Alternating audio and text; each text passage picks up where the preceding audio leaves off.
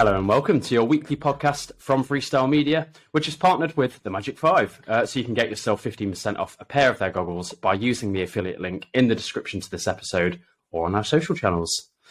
So last month, the World Transplant Games took place in Perth in Australia. And with me today are two of GB's swimmers from the event, the ladies captain Jodie Cox and the men's captain Dave Fisher. So welcome to the podcast, both. Yeah. Hi, Joe. So, first and foremost, I think it's been a month since the game's finished, or a month and a day, actually. We're recording this on the 14th. So Dave, it's a month has gone by, life happens. Are the memories still fresh for you, or are you having to recount them all this morning? I think putting this T-shirt back on this morning has just brought all the memories flooding back. I've printed all the photos as well, so they've arrived this week. So I've had a couple of things that's come up, and it's been great. Honestly, putting this back on as memories like I've never had before, and probably never ever get again. Yeah, it does sound amazing. Obviously, I want to hear all about it. How about you, Jodie? Because you actually stayed out there, right, to do some travelling and be on holiday for a while. Yeah, so I had a 2-week holiday afterwards. Did a bit of travelling around Australia. Went to Hamilton Island and went to Sydney, which was very, very lovely. And I've kind of found that's a good way to, spend some time after the games, reflect, and back to work this week with jet lag. So it's been a bit back to earth with a bump.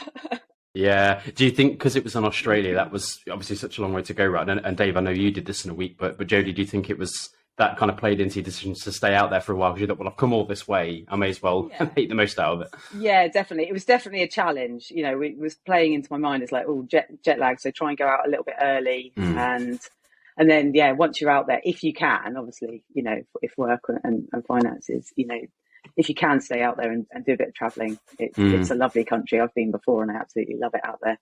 Yeah. Oh, that's great. Right. So let's talk about the games then. And I want to talk at this moment in time, rather than your individual performances. Jodie, I'll start with you. Just sum up, if you can, what it's like to actually be at a World Games, in a different country. You're with your teammates, you're seeing the rest of the world. How does that feel?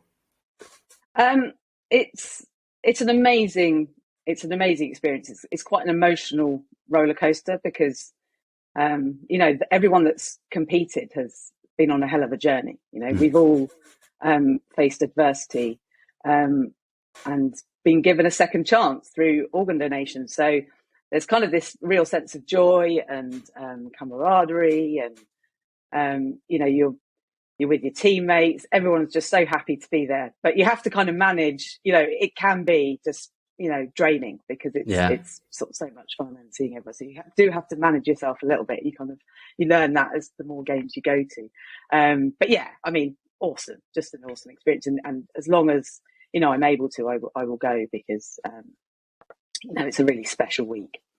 Yeah, it sounds it. How about you, Dave? Right, because this was your first experiences on the swim team, right? Yeah, as team captain it was. Yeah, so as team captain, I did get picked in 2019.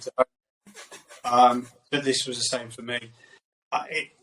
Walking out of Great Britain on the back of your shirt just fills you full of pride, emotion, and as Jodie's just said, everybody's got a story to tell.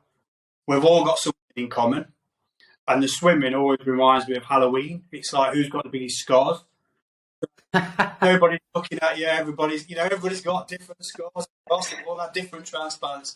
But once you're next to somebody, you will always have that conversation, no matter what country they're from, wherever they're from in the world, and everybody wants to tell the story. Everybody wants how you ended up in the position you're in. So it's just great, and I cannot thank you in the first place because you have to qualify. Great Britain. So I was immensely proud. I was amazed when I got a phone call from Jodie and Liam. Liam texted me and said, have you got 5 minutes for a chat? And I was thinking, I've changed my mind. I've not been chosen.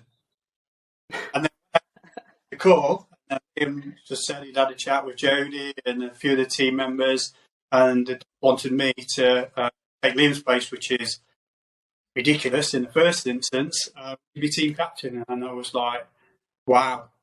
I was like, I could have just cried on that, straight away. It was that emotional, thinking, and I was like, don't you have to be the best swimmer for that? Because Liam's an amazing swimmer. And he was like, no, it's not about that. It's about everything, or, bringing the team together and all that. So, I loved it. Absolutely loved it. So, that was lovely, by the way, to hear. I could really feel your energy. So thank you for kind of sharing that. That was really nice. Jodie, this is not your first experience of being one of the swim captains. So you've been there before. Did this one feel different? Did it basically what was different about this one, or did you go into it feeling maybe a little bit more experienced? I've done quite a few of these now. I think this is my fourth as team captain. This time was a little bit different because I didn't have my sidekick, Liam, because he couldn't join us. So I did feel a little bit more responsibility. We had a lot of new swimmers with us, so I really wanted to make it a good experience for them. So I do, the swim team, me and Liam, we really pride ourselves on great team spirit, communication, team building before, team building after, making sure people feel like they know what they're doing and feel confident, safe. So I came with it with a little feeling like, oh yeah, I need to really be on it this time because I haven't got Liam to back me up. But I love it. I mean, I'm so proud to lead this team. They're just such a great bunch, and they did me proud. They were just awesome all week. Yeah, they were helping me out, and they were all happy and joyful and enjoying the experience and positive. Cheering each other on poolside. That's what you want. That's what it's about. Yeah, swimming great, but also, really have the experience as well. Yeah, that's that. It sounds brilliant. Dave, talk to us about the selection process then. So being picked to compete, and obviously I know that you were made captain as well. But what do you have to go through in order to be selected in the first place? So every year there is what we call the British Transplant Games. So that's same thing, but obviously it's in Britain. Go all around the country, different events every year, and you can take part in up to 4 sporting events. And then you do well if you get certain times, and obviously the trials, swimming, like that. You get picked for the World Transplant Games, which is every 2 years. And fortunately, last year I'd done the swimming and got picked. So it's picked between the captains, I believe, Jodie. I don't know how that process goes about, but I know there's obviously a lot of work goes in making sure people are going to commit, because there's a big commitment to it. It's not about just being a great swimmer and just never turning up to training events, turning up to a club. And that was one of the things that I was really pleased about when I got picked in 2019. You have to be a member of a club to prove really that you are taking this serious. You're not being picked for Great Britain. You're representing your country. And so it made me join a swimming club, which was great. When I got chosen, because I got picked in 2019, I wasn't a member of a swimming club, but I do go swimming, but I wasn't a member of a club. So I was just swimming at the gym, and that's how I sort of into it. So, and then you get a phone call or an email saying that you've been selected, or sometimes you get both. Say you've been selected, and then at the bottom, I always remember some words that always sticks in my mind that say you need to take this responsible. You are representing your country. Absolutely. Ireland, and it's just that piece of paper just says it all for me. So you're honoured to be, really, especially a long distance one as well. Because the home games, we had a bigger squad, whereas obviously there's not that many people can go to this a long way. So, sure. How many swimmers did you have in your team? I think we had 21, including two donors. So they have a donor race. So people that have been donated quite often to a family member. They're allowed. They've got the 50-meter freestyle that they can do. So we always love to have them on the team. So it's 21 in total. And was that 21? I mean, I know that's not an even number, but was it reasonably an even split between male and female? It wasn't actually. No, we had a very small men's team this time, just the way it worked out. Yeah, very smaller men's team, bigger women's team. Okay, yeah. So, Dave, you said that you're reasonably new to master swimming. So, who do you swim for now? I swim with Belper Marlins. Belper Marlins. Oh, brilliant! Oh, I live in Matlock. I live in Maitland. Oh, there you go. No way. So I swam for Belper Marlins as a junior. Yeah. All right. Yeah. There we go. Amazing. Well, we'll have to catch up after this recording about all of that. Brilliant.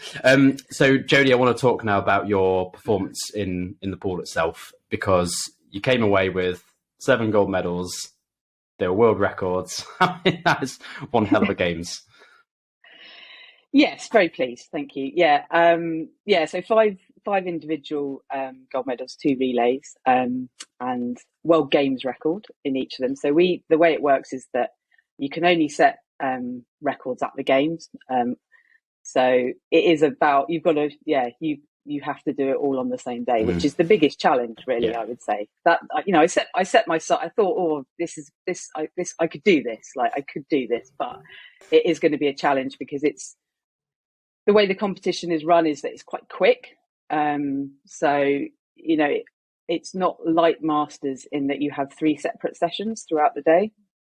It's run as one session. And, we finished day 1 at 2:00 in the afternoon and day 2 at 3:00 in the afternoon. So when you're doing like 4 or 5 events a day, that's quite challenging. And there's always the potential that you're going to have to do heats and finals as well. Thankfully, I didn't.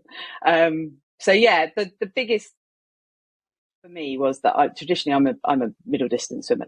That's where I'm happiest. But to do the 5 events, I was going to have to do 150 freestyle, which aren't my best events, and the 50 freestyle was the last event. So my big challenge was, can I do a fast enough 50 freestyle at the end of the 2 days, basically, and that would be the icing on the cake, which I managed to do. So I'm very happy to have achieved. Did you? I mean, thinking about the times that you actually swam, did you have any goals, and were those times unexpected, especially given how close everything was together? Did you come away feeling quite surprised by that? So I did do 1 PB. I did PB in the 100 breaststroke. Great. The other times, I'm a swimmer. I'd always like to swim slightly quicker, but I know that having done that event before, it's about putting together a series of times that I needed to do to break the record, rather than trying to be as PB in every event. That's not necessarily realistic. So I was pretty pleased with my performance. I'd sort of practiced putting those events together at Masters events, over the previous year, to try and give me confidence that you can do this. But of course, the event itself, it's a completely different environment, isn't it? You're managing everything else on top. So, and the relays as well. So it was always going to be a challenge, and just really pleased that I managed to pull it off and do the times that I needed to do. Yeah, I mean, it's a fantastic performance. Your times are so good. So congratulations. Really, really impressed. Thank you. Dave, Jodie just mentioned this earlier, which I thought was interesting, which was that obviously everything's bunched quite close together. It's only on 2 days. And also these things don't come around every week. You kind of have to be feeling great. I've heard this said about the Olympics before. You can't wake up with a cold on the Olympics. You can't wake up feeling tired. How did you feel going into these games? I mean, the adrenaline, did that kind of get you through? Yeah, I think it does. It always does, I think, in competitive sport. I trained. I was struggling the 6 months up till Christmas. I'd actually hurt my shoulder, so I wasn't able to swim, which was a bit of a... I was going to the gym, but it's very hard. If you've got a shoulder, it's very hard to do gym work and swim, or either or. So I got back in with Belper Marlins in December, so basically beginning of January. So it was going flat out. I was going to the gym 4 or 5 times a week. I was doing everything that you can do. So I've got no excuses. I felt pretty good when I was there. I've had a few weeks to have a sit back, see where I could have done better, because I believe I could have gone faster. I know I could. I've been going faster at the club, but I didn't want to ever tell anybody, because I didn't want to. But so I was a little bit disappointed with my times, if I'm completely honest. But it made up for it watching all the team do so well. So anyway, going being team captain. So I already won on the plane. For me, I think it's given me a lot to think about, and definitely do a lot more masters events going forward. I think that's where I need to get that experience being a non-swimmer, trying to be a swimmer. I've listened to a lot of the things that Jodie's talked about with her training. I've asked lots of questions of different people. So I've got gathered lots of information on what you should eat before. I don't think I ate well on the basis, right, if I'm completely honest, or enough. I didn't hardly eat. I don't know whether I was nervous or I was too busy watching everybody else and not concentrate on myself. I don't know. There's no excuses, but these are the little things that can make you, obviously, that extra second or two a lot quicker than what I was. So, what I say, felt like a win, Jodie, anyway, and the rest of them, because quite a lot of medals won by Ireland. Honestly, they were great. Yeah, I mean, it's interesting what you say about what you eat, because I've actually just come back from a week's holiday abroad in the sunshine, and I find that when I'm in a hot place, I find it easy not to eat. For some reason, I just don't feel that hungry. So when you're on a poolside and it's absolutely roasting hot, the time can pass you by where you're with your teammates and you're watching other people. But I'm glad, Dave, that you just said there about whilst your times may have not been what you were hoping for, you've still come away feeling proud because you still went out there, represented Great Britain. You were the captain. You achieved an awful lot. Yeah, nobody can take that away from me now. Yeah, absolutely. Don't get me wrong. I'm hoping Liam's fit and healthy and back because it's a great part to have in the team. And I suppose that's why I wanted to be part of the swimming team, because of the way that it's run. So, because I've done competitive sport in my past, when I first went to the first British Games, I just entered the swimming because I used to do the mile across Windermere to try and raise money for kidney research before I had a transplant. So I knew I could swim, but I wasn't a swimmer. So that's why I entered the swimming. And then one of the main reasons why I joined was because I like things to be competitive, and I like to look at teams that take it serious. And out of most things, all the sports that I did or I've seen, the swimmers take it serious. They take the training and what they do, how they all act between themselves. And I wanted to be part of that team. And that's what spurred me on, I suppose, to be a swimmer, or try to be a swimmer, and get faster and faster, So off my 50 metres, when I first went back in 2017 to my 16 to my first games, I've knocked like 7 seconds off my 50 metres.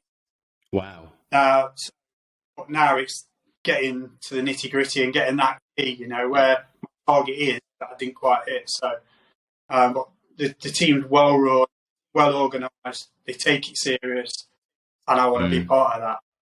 Yeah. So, yeah. Oh, I love that. And talking about that detail that swimmers go to, you said yourself there, you've done competitive sport for many years and competed in other sports. So have I, and I've always found that with swimming, it is the really small details that you have to be so tuned into, because I can step onto a football pitch having not kicked a ball for months, and you can just pick it up quite quickly, and it depends on who you're playing against. It depends on how you feel that day. You can just twist and turn somebody, and all of a sudden, I'm away now, I'm flying. But with swimming, if you've not been in the pool for a while, you've not eaten the right things that morning, maybe you've not, whatever it is, it can really have an effect on it. Yeah, it can, yeah, definitely. And I think it's like I know, it's because I've done judo. Judo was my sport back in the day. I've done it for 40 odd years. So I'd be like Jodie going back in a pool after a couple of weeks on holiday, like a duck to water. Whereas I've had to change my sports, and I wanted something competitive, because putting a kidney in the front of your stomach, especially when your wife gives it, if I go and start getting it, I think she'd have some words to say about it. So, albeit I can coach and still coach, that's slightly different. I miss the competitive fighting side, and this gives me something to challenge myself against. So it's great. I love your just general fighting spirit, though. You know, you could quite easily say, I can't do my judo anymore, so I give up. But instead, you've found something else and you've gone for it. Jodie, the swimming was 2 days. The actual event was, 6-7 days? So Yes. on the other days that you weren't swimming, did you get to soak up the rest of the atmosphere and watch the other sports? Well, I wasn't actually just doing the swimming. Well, I was doing swimming, but I had the team triathlon at the end of the week. I didn't know that. Right. Okay. Yeah. So once the swimming was over, normally I would go and watch some athletics and what have you. But the triathlon was introduced. This is the first time it's ever been introduced as a proper event. So in the past, it's been a virtual triathlon, and this time there was an individual event and also a team event. So I cannot run or cycle, so needless to say, I was picked to do the swim leg, which was a safe bet. I sort of had the Thursday off to kind of recover from the 2 days of swimming, and then on the Friday, I was off to the regatta lake to swim in the triathlon, which was fantastic. I had an absolute blast. It was so much fun. Yeah, 500 what was the 500 meter swim? Was that open water? Yeah. It's in a 2 kilometre rowing lake, so lovely, and the weather was glorious. Yeah, we actually had two of the swim team. So the two of the swim team that had competed on the Tuesday and the Wednesday in the pool had also entered the individual triathlon. So they were doing the whole thing. And then we had 3 swimmers that were doing the team triathlon. So it was a good old contingent from the swim team there. The swimmers definitely got the better end of the deal, because we did a lovely swim in a flat, calm lake, and then watched the runners and the cyclists go round the track in 30-degree heat. Which was brutal. That is brutal. But really good fun. And did you know the other competitors in your team then, so the cyclists and the runner? Did you know them before? Yes. So one of them, the cyclist Sue, she has actually been on the swim team before, because she's done a few events with us. She did the virtual triathlon at her previous games, which is how she found herself in the swim team. So I knew her quite well. And the runner, Lindsay, I hadn't met before, but I met her on the plane on the way over. So great. But it was, so much fun. Like great. I love team events. Like how did you find the open water as well? Because you said at the start of this that you've always considered yourself a middle distance swimmer. So 500 meters, I mean, that must have been perfect. It was my sweet spot. Yeah.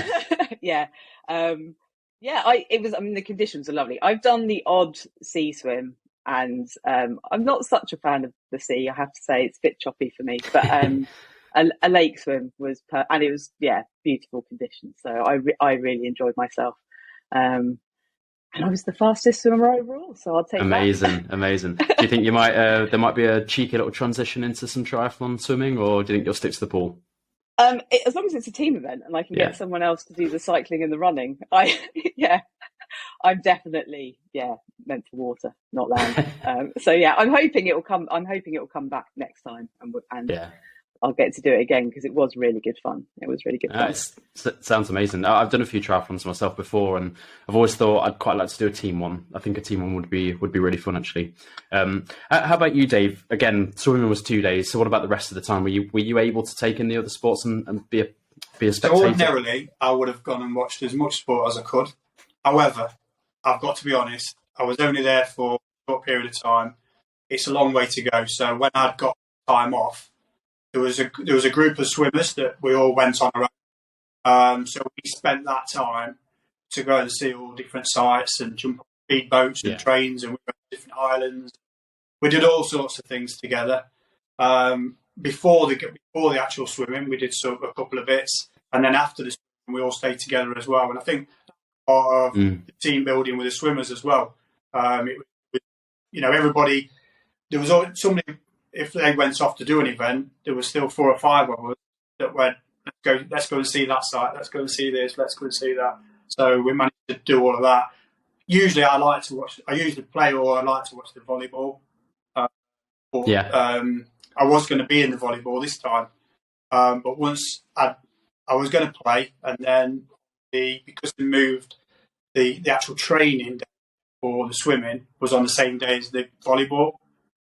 The team captain, I've got honours. I've got to do my duty. Yeah, absolutely. Yeah. I pulled out of that so I could just concentrate on the swimming team, really.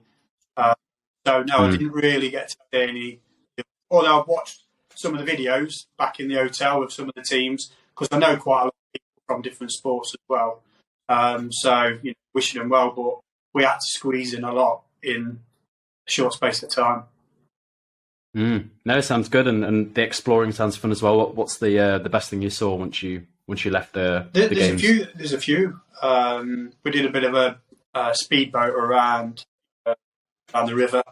And that was quite nice. It was just me and one of the other swimmers that went on that.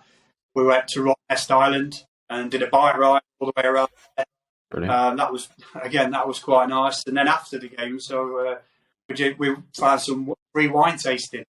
So we're all athletes and all that. After we did bump in place. But there was quite a lot. And Perth itself is a lovely city.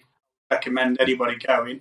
And because, like I say, because we were only there for a short space, you've got to pull in as much as you could, really. But there was some of the main highlights, really. Listen, work hard, play hard. That's my motto. So I'm all for that. I'm all for the wine tasting. Jodie, do the athletes that travel out to these games, do they self-fund this, or is there a pot of money where people's travel, for example, could be expended? Sadly, no pot of money. No, I mean, it's like any. To be honest, swimming suffers from that across the board. I think all levels. Funding's an issue, but what we're able to do is we're able to fundraise.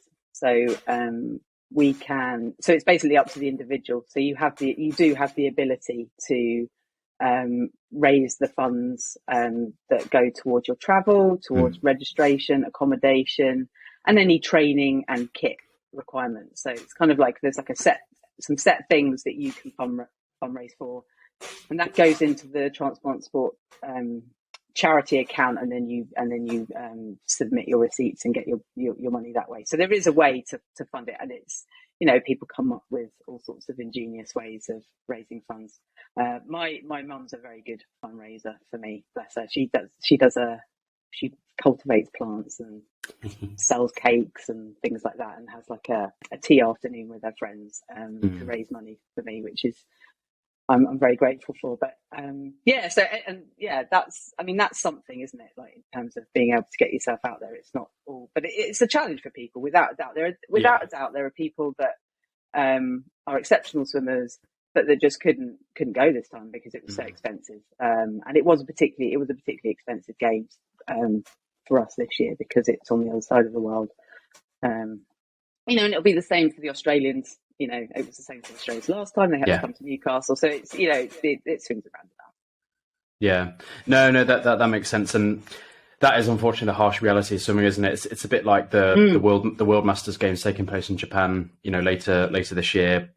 I'm sure there'll be lots of people that say, I can't afford it. I can't justify it when there's plenty of competitions in this country, or maybe even in sort of parts of Europe that are a lot easier to get to. It's a real shame, isn't it? Were there any sort of key athletes that you thought, it would have been so fantastic if they could have? I mean, you don't need to name names, but were there people you thought it's a real shame? Of course. Yeah, of course. Yeah, we were missing lots of people. Yeah, particularly I think in the older age groups because of the amount of travel it would have been for them. It's a hell of a flight, isn't it, to get over there? You're looking at 24 hours travel, so for them it was just too much.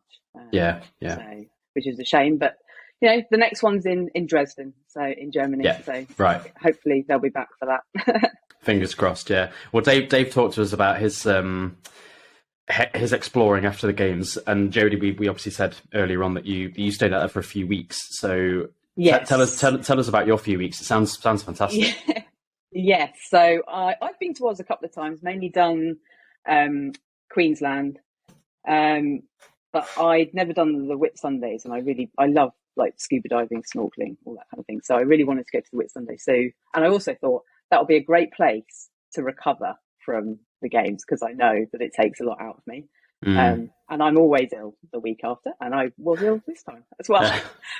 So it was perfect. It was, it's Hamilton. We went to Hamilton Island, which is kind of like a resort island, really, and kind of just based ourselves there and did snorkel trips, and the beach is right there, and you can just chill. It was just a chill out week, basically. And the weather was, as we landed, it's meant to be like this sort of paradise island, so sunshine, blue, and it was like 70-mile-an-hour winds, rain. But it was fine. It improved, and we got out onto the reef, and I had a fantastic, on my birthday actually, I spent the whole day snorkeling, which is, that's like my happy place. And then from there we went down to Sydney and spent a week in Sydney, and did things like swim in the icebergs pool at Bondi, which is obviously a must do. I tried to swim in a few outdoor pools in Sydney, but they'd all closed for winter, which I found like difficult to accept because it was 21 degrees. Yes, absolutely. And I was like, we're just opening our pools, but it's just like, as a swimmer, Australia is such a great place, isn't it, to go? And that's that was one of my sort of big things about going to these games. It's like, back in the day when I was an age group swimmer, I was a fairly average age group swimmer, but I had to stop swimming because I was ill, and I didn't swim for over 10 years because I was ill, and waiting for a transplant. And things like competing for your country in Australia in swimming just are pipe dreams. So the fact that I absolutely was able to do that was a proper bucket list item picked up. It absolutely sounds like it, and kind of glad you mentioned that, Jodie. And Dave, I'm going to come to you on this, but it's a question I want to ask you both, because this is a slightly more kind of somber question now, really. But you've both talked about how fantastic the games was. It was a bucket list thing, as Jodie's just said there. But then there's always the come down right after. I mean, I feel that at the Nationals every year, when you come away and you have to go back to work on Monday, you don't realise how much of a fantastic time you're having until you're back to work on Monday morning. You think, I wish I was back on that poolside with my teammates. Dave, how did you feel? I suppose once you kind of got back to the UK, really, did you sort of feel that it all kind of flush out of your system? I mean, because when I home, so when I got back, everybody wanted to know the story, because I wasn't telling everybody or everything. I wasn't posting things on Facebook and things like that whilst I was away. So because of the job I do, I get about a little bit. Everywhere I went, somebody was asking me again. So I've still been talking about it now. Even today I was doing something on the end of the drive, and one of the neighbours I hadn't seen come past asking me all about it. So I'm still talking about it, and I'm pretty sure I'll still be talking about it this time next year, because it was. I can't explain. We have been through tricky situations in our lives. Some a bit more tricky than others. Some have really gone through a lot of things to get to where they were. Mine was pretty, as transplants go, mine was quite plain sailing, I suppose, compared to a lot. But when I get back, and I went back, so I landed at 6. I got home. It was 27 door-to-door hours from the hotel to my house, and I got back on a Sunday at 6:30, and I went to work the next day. So, and I didn't feel much jet lag at all, really. It wasn't too bad. So once you get back to work, you know what it's like. You're back on the hamster wheel, and off you go. But I think it's because people have still been asking me the question, where it is next time. Are you going? Obviously, I don't hope to go, but obviously we have to qualify. So get back in the gym, get back in the pool, and see where we go. Yeah, no, well, that's a good positive outlook for sure. But how about you, Jodie? Again, I know you travelled for a few weeks, so that was fantastic. But have you felt like a bit of a come down after it? Yeah, I think you always do, and I think this is obviously this is now my 5th games, and so I've kind of experienced it enough now to know that what I need to do just to sort of so going on holiday afterwards is a big I was going to say, did that play into your thinking? It does, because it kind of gives you a natural. You've been training for months and months and months. Really intense into the games, and the games is really intense, and then suddenly, I don't, what am I working towards now? And actually, I've spoken to other athletes that I've met at the games from other countries who it's their first games, and they've said things to me exactly along this lines, like, "Oh, I feel I'm in a bit of a funk, because I don't know what I'm doing now." So going on holiday helps because it kind of gives you a bit of a distraction, and then I'll just give myself some time. I'll just, I had my first session back at training this week, and I'll just be swimming for fun. Like, I'll just be going and enjoy. I love swimming, I love being in the water swimming. Yeah. And I'll just, you just take the pressure off yourself, and the new goals and new targets will emerge after a few weeks back, I'm sure. But for now, I'm just sort of like, I don't have to go training. I'm going training because you want to go. Yeah. No, it's another positive outlook for sure. And what is next then? So is there a British Games coming up? Is there? I mean, I know you're both master swimmers, so you'll be doing masters competitions. But from the point of view of the Transplant Games, what's kind of next? Yeah, the next one for us is the British Transplant Games in Coventry, and that's at the end of July. So so that would be a great chance to catch up with everyone again. So that one's just a standalone, and then I'm sure there'll be. I'm not sure where the next Europeans are, but I'm sure there'll be a Europeans next year. And then how frequently are they held? So the British, the Europeans, and the Worlds. How often are each? British is every year, whereas Worlds and Europeans, I think, are every 2. Well, Worlds is definitely every 2 years. I'm not sure about Europeans, so I'm not going to comment. But Worlds is every 2 years. And already people are starting to think about that, which is pleasing to me as a team captain, because it's kind of this ethos that we wanted to have in the team, which is that we want people to not just sort of turn up and then go, right, I've ticked that box, I'm back off to do it. It's like they've come, they've experienced it. They maybe there was some incredible racing in Perth, I have to say. Like, every time we go, the standard goes up a level again, and and there were people that just missed out on medals here and there, and they that's given them the drive. Right, 2 years time, I'm going to be I know what I'm working towards. So that's fantastic. And also us telling our stories. Coming back, you can see those that didn't come are like, I want a piece of that. Like, I want to work towards being on that team and going to Dresden. So that's really pleasing from my perspective. For sure, yeah. So Dave, end of July, British Games. Are you in full training mode now for that? Yeah. So my wife told me I had to ease off when I got back. So because I was injured, January. Every night I've been coming home from work, walking in, having my tea, letting it go down for an hour, all into the gym, coming back at 10 o'clock, getting in bed, and the cycle. And repeat, yeah. So she said, you need to ease off. But I did get back to Belper, not the week before. So I've done 2 sessions so far, just getting back into it. And I found myself, I know I'm trying even harder.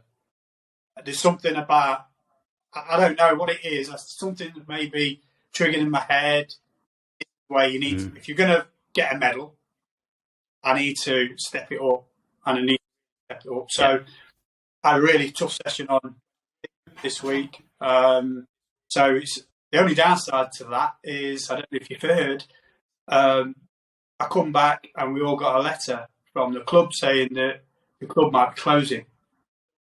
Not the club, swimming club, but the leisure centre. We are doing a march in protesting as a club. So all the swimmers are all getting together.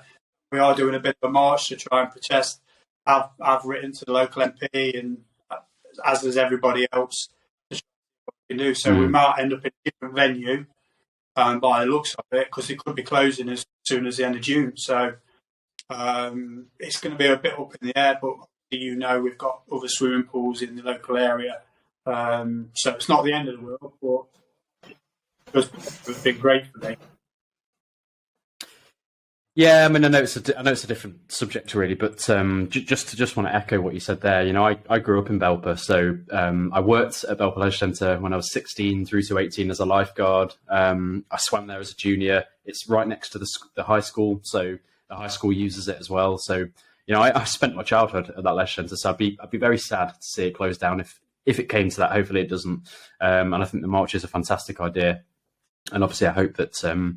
Hope we can all chip in and try and make sure that it doesn't close and that it lives on, because it's definitely got a big place in the community, hasn't it? And I owe them a lot, because they've helped me.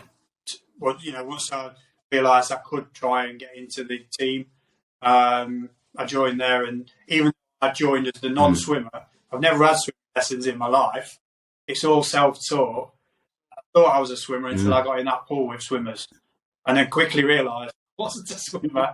I got a lot of work to do. Okay. Yeah. I've been watching the team in Australia and the other teams as well, because like Jodie says, there's been some amazing, and I'm still in awe of how fit swimmers are, which is what I like as well. So yeah, it'd be when if the club closes, and we'll see. But yeah. Yeah, well, fingers crossed it doesn't come to that.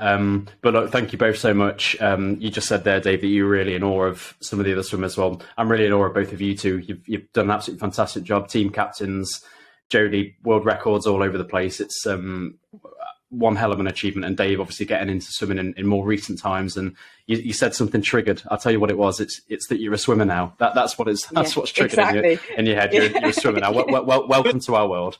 But no, listen, thank you both so much for coming on the podcast. It was a pleasure to speak to you both, and I'll be in touch about it. Thanks, Jay. Absolutely, thank you. Bye. Thanks, guys. Thanks. Bye.